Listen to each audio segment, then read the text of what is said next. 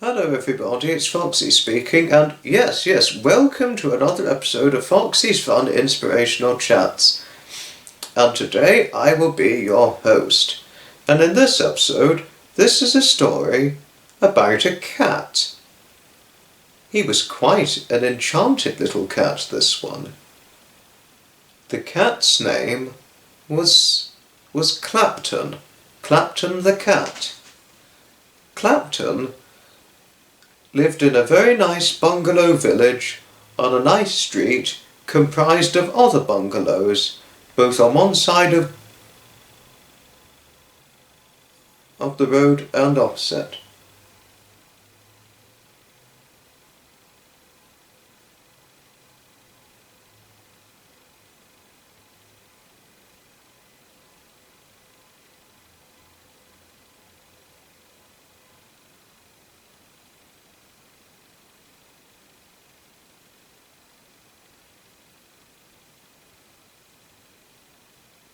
And he had a nice family he lived with,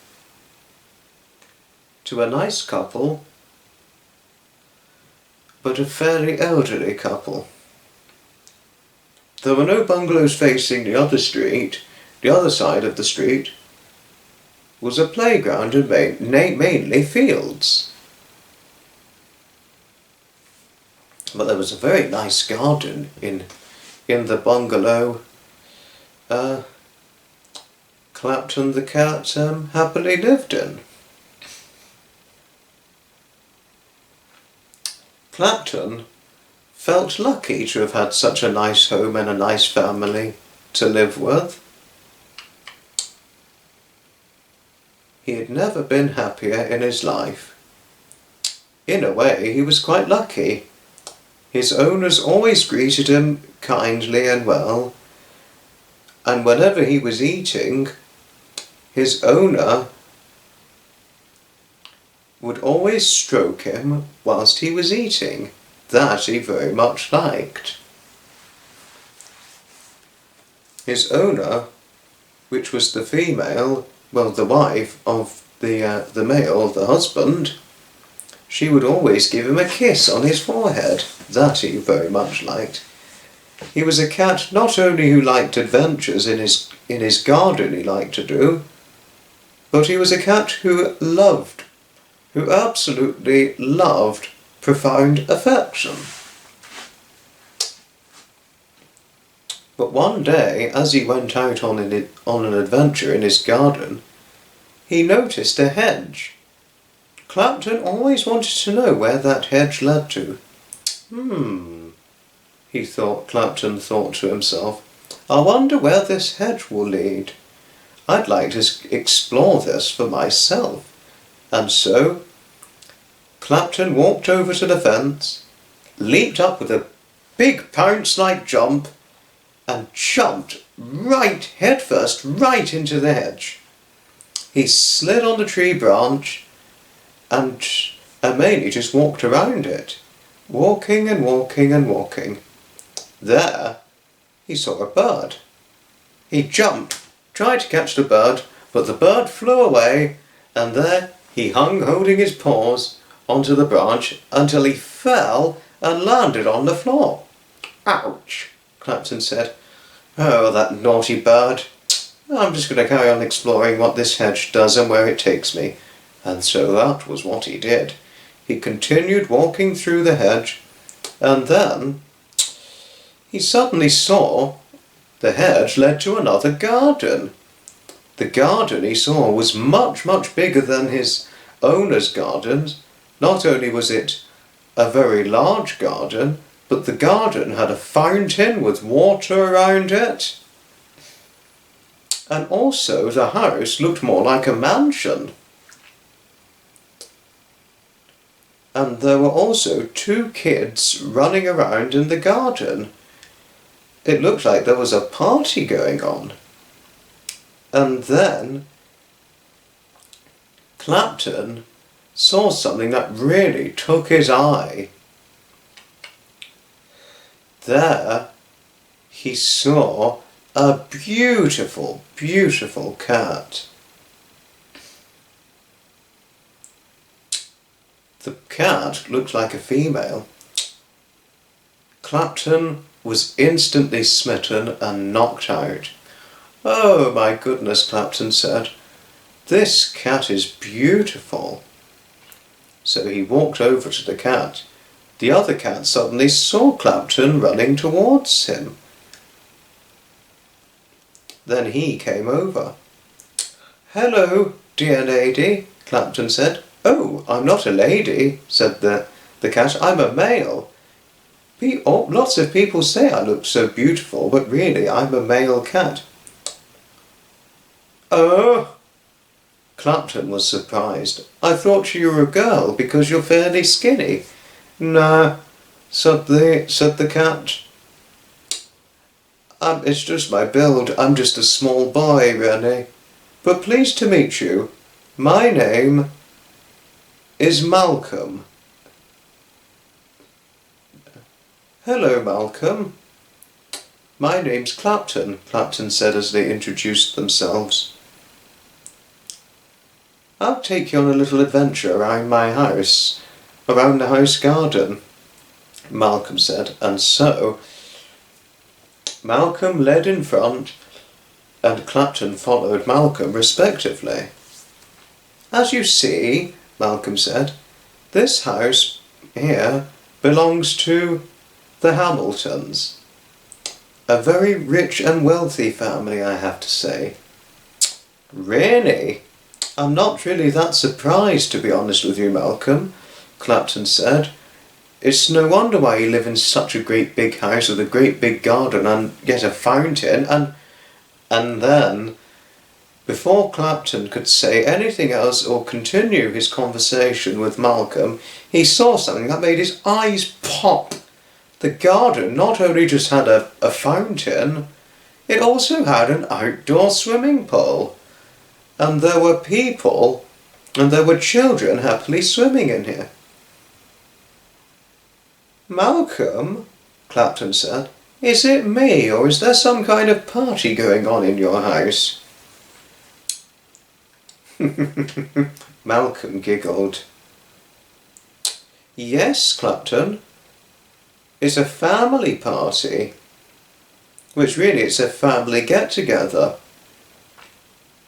Mainly it's just Mr. and Mrs. Hamilton, and we have a chef, and also they have 2 children, but living in such a great big house." Then Clapton saw the chef bringing out some food to the table, so that people could help themselves to some nice food.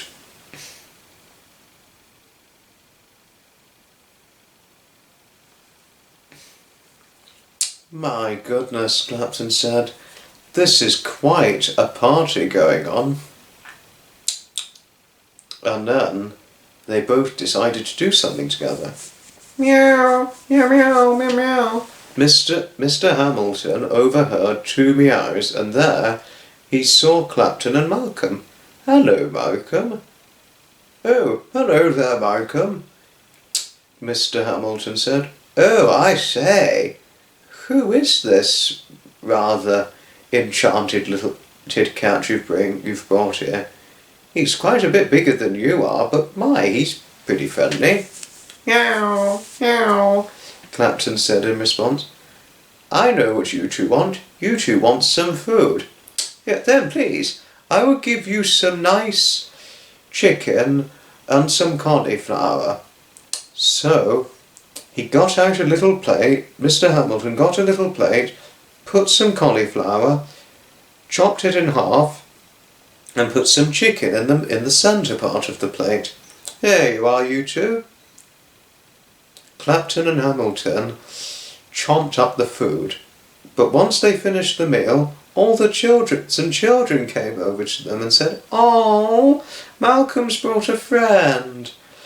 The children just adored Clapton, and they all crowded round Clapton and Malcolm.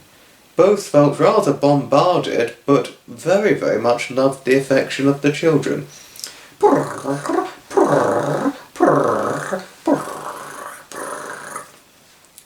Malcolm and Clapton purred happily and nozzled on the children with all affection as they stroked and rubbed their tummies and all that. After much time in the Hamiltons' garden, Clapton said goodbye to Malcolm. Hope to see you again soon, Malcolm. You are certainly a wonderful cat, and you are my new friend, Clapton said. Thank you, Clapton, Malcolm said. You're a good friend too. You may belong to a rich family, Malcolm, Clapton said, but nonetheless, you are a good guy, and you're not painfully arrogant.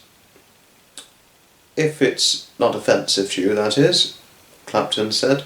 No, no, no, Malcolm said. Certainly no offence taken.